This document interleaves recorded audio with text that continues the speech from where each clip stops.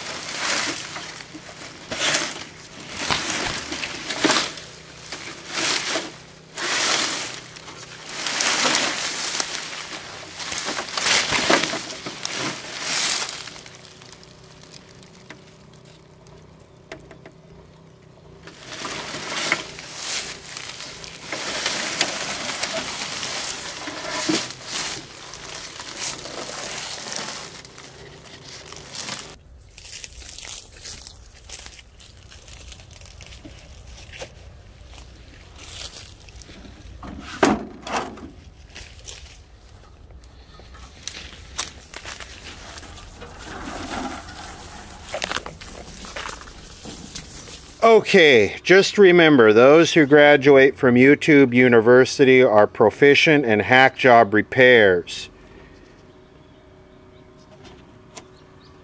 Right? So anyway, street find, that's what we have here in the developed world, are street finds. And I believe this street find was dead. Alright, well, it's drawing 5.6 watts, and I pushed the power switch and it just went inside the receiver. So let's get it apart and see what's up with that first. Okay, well, I guess the switches are kind of broken, but let's see if it works. Nope. So 5.7 watts. I'm going to push the power button. Makes no difference. Now I'm going to try turning this board over and jumping, just bridging this with a screwdriver. Now I know there's a standby power supply here that has a capacitor that's always high. You can see this has a lot of hours on it. Look at how dark. But yeah, there's a standby power supply, and that is hot. That basically, I think it energizes this relay, or that relay might be for the degaussing. I don't remember. I'm a little rusty on this stuff. So don't forget, YouTube University is basically hack job repairs.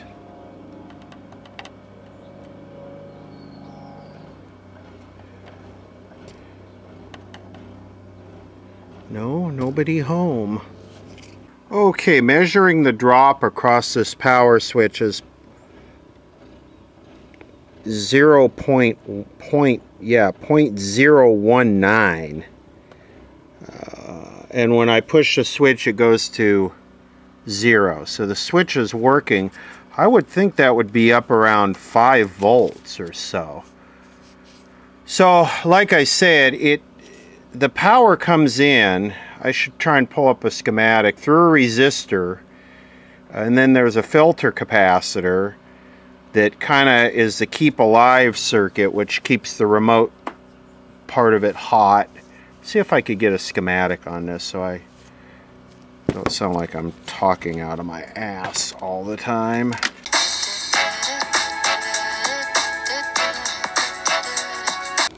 Okay, so our AC line comes in here. Then here's our power relay, which feeds the main rectifier, but we have a takeoff, a standby takeoff here that comes through this 270 and then this 820, which we know are good because they're getting hot. Then we have our standby rectifier. No, stop it. And we have a 470 microfarad filter. And then we have a 5-volt regulator. And we have two 5-volt sources. That's what I said about you know, maybe there should be 5 volts across that switch. So I'm suspicious of this 470 here. I know these are high failure rate in these era sets because they're just powered up all the time and they have a tendency to bake out. So 622. So right there is C622, which is that one right there. So let me measure voltage across that. It's going to be very hard to do that on camera. Okay, it has 12 volts DC and 0.2 volts AC. So I'm going to say that that is probably not the issue, although this says 23 volts.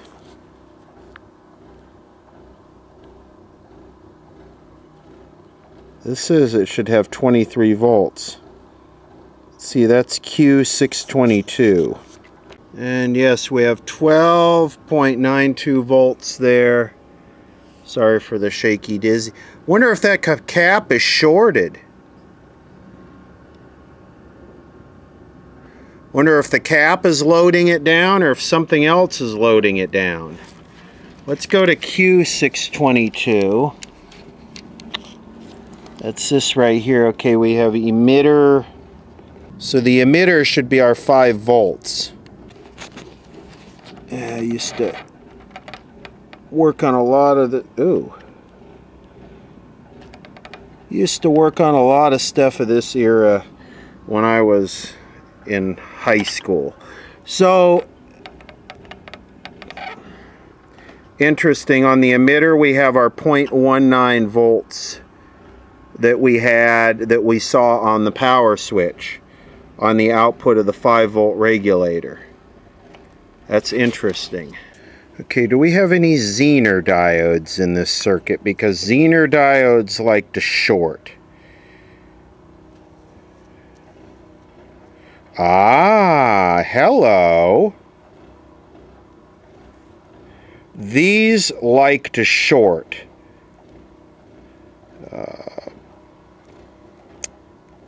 D623. D622, D621, D623. There is our Zener diode. And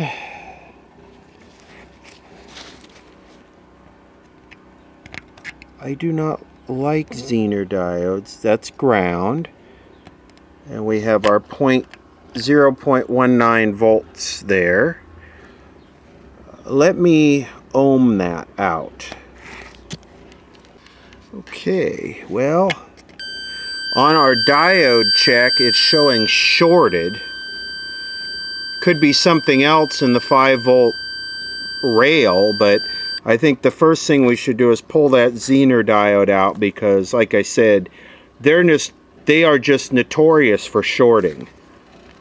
Okay, I removed that and I'm still clipped onto the diode, and the diode is not shorted. So, something else is shorted. As you do this, you have to remember. So we have this capacitor. Guess that capacitor could be shorted. You just have to start. There's one of two ways to do this. You either start cutting traces on the board and then come back and rebridge them, or you start desoldering components. It's possible an electrolytic is shorted. I got to get it out of circuit. The electrolytic is out and it appears the short is gone. So let's do this.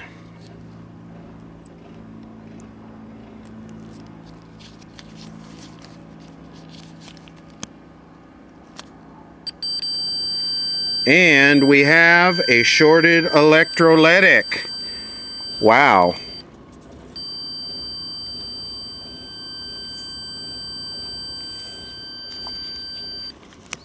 Now look at that. You would never know with a visual observation that that was shorted. There's no sign of leakage on the bottom. There's no sign of puffiness on the top, but yet it is shorted. And it is a 470 at 6.3. Is it wrong to use the parts off of one EOL'd set to fix the next set that's going to be EOL'd? Okay, this is a 470 at 25. This is a 470 at 6.3. Okay, the diode is reinstalled, the Zener diode, and our new capacitor is installed. It's installed correctly with negative pointing towards the back of the set. And we can take our meter just for entertainment purposes. This is ground. See, that's ground, and then we can go to positive. We get a little beep, and then we see the capacitor charging up. Okay, good. Let's see what happens. Power has been applied. We're going to check our voltage here. And we have 4.97 volts now. So let's push the power button.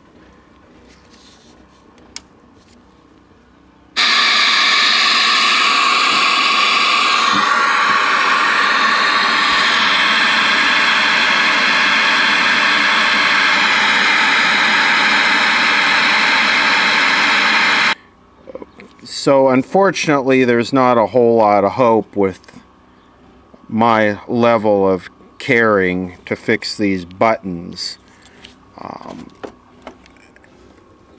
They're broken. You can see the little, you know, at the time you could probably order that button assembly for $1, but good luck now. It's just got one bolt that holds it on. So I'm not going to worry about this. This is going to be one of those stick a screwdriver in the front of the TV to turn it on and off type things. But that's a little diagnostic lesson there. Like I say, the majority of the time with this era of set, I've seen that the problems are in this standby power supply. Not always, and there's no guarantee that's what's wrong with the set you're looking at. But I mean, also the horizontal output, the flybacks go bad, the horizontal output short and blow up the regulator chip. A lot of things can go bad. I'm sure these boost filter and B plus filter capacitors off the flyback go bad. But this is just a quick fix. I mean, this thing is rusty and got a lot of hours on it. I'm sure there's a way to fix that if you really cared enough. I'm sure that guy who is a professional and has millions of YouTube viewers would 3D print it or find some way to fix it so it would last forever and never break again. Maybe one of these days when I grow up and learn how to diagnose and troubleshoot things on a semi-complex component level, I'll be able to join the Big Boys Club on the YouTube block. But until then, it'll just be me and my cleaning supplies polishing your Jungle Found TV. Need to do like the AMSR thing and crank the mic gain up like 40 dB.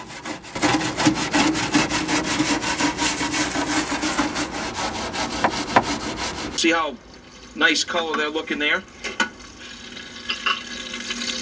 After about 45 minutes, the sweet potatoes, when they're beginning to get nice and soft, okay? Oh yeah. We're gonna Ballet and the incredible singing Christmas tree when the parade returns live on NBC. Both legs, right arm, this eye. That's what the world should know about and learn about, don't you think? Oh, absolutely. Wow, so Joe, you've got 700 points now. Oh, it feels so good. Oh, Naisha, 300. How are you feeling? What's going through your mind right now? Gamer's choice. The game. The game. You know, You like he can do all this talking. I wonder if 5 got moved again. Have to rescan. Constantly repacking these stupid frequencies. Looks like 6 has been moved. Guess it's been, here we go, 7 should be. You can see a doctor online. Ooh, cool. It's easy. Just go to goodrx.com, and with a few clicks, you'll be treated by a licensed... Remember that time? Hey, Earl, you remember that time we were kids and we took that calendar from Grandpa's garage? Let's see. Isn't this fun? House Military, those who serve and those who support them. Watch ABC 7 Salutes every Friday at 6 and... Yeah, we got plenty of channels here. Several hundred if you factor all these stupid sub-channels into. To me, I had to be just as good as them. So I did. A tie? Shame on you, Dad. It doesn't matter, because Randolph's gonna give his vote to Uncle Dan. And I think just about every major... It's the scraper that's underneath, but there, you said it, Justin, you got to get that, snowbank off your car to be able to reach to it, to be able to get it effectively. Really? So even that... You buy one of those off Home Shopping Network? No, you just steal one from the gas station. It has like a little holder in the back, so it's not a big footprint whatsoever. It doesn't take up a lot of room. Everything's right there when you need it, and you easily can store it. And then you even have, again, that built-in light. So if I wanted to, I could just use one of the poles on here, easy to go ahead and take them off. There's just a little push button here. You just push them off, and then you have people actually buy this crap. At the top, but it's a way. But there's also something. I think it's the colors, very kind of sophisticated about it. Oh, very for sophisticated. A casual garment. You know what I mean? Oh, I know exactly what you mean. That navy color and. I can't.